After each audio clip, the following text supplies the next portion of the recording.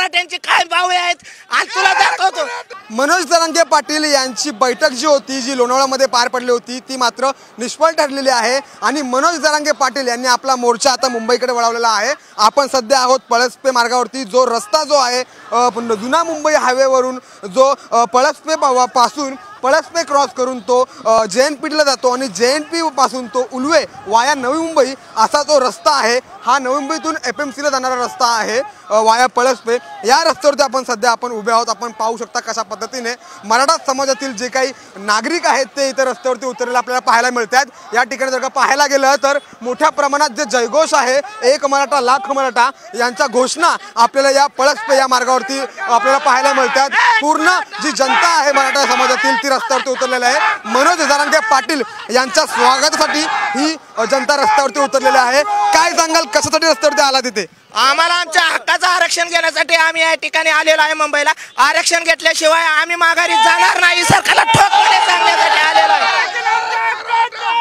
मनोज जरांगे पाटील इथे येणार आहेत का?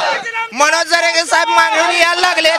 कमीत कमी 3 ते 4 करोड लोक मराठी बांधव यायला लागलेत आणि माझं छगन भुजबळला माझं एकच विनंती आहे, हिंमत असेल तर या पुढे बघ आमची मराठ्यांची काय भावे आहेत आणि तुला दाखवतो एक मराठा।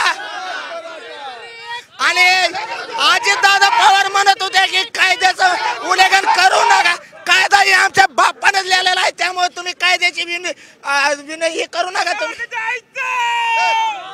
एक मराठा पाहायला गेलं तर आम्ही आमचं आरक्षण, हक्काचं आरक्षण ते घेऊनच राहू आणि आम्ही असे कितीही कोणी आले तरी आम्ही त्यांना पुरून उरू असा जो एक भूमिका आहे ती या मराठा समाजातील नागरिकांची पाहायला मिळते। कॅमेरामॅन राकेशसह मी सूरज मसूरकर, साम TV, पनवेल।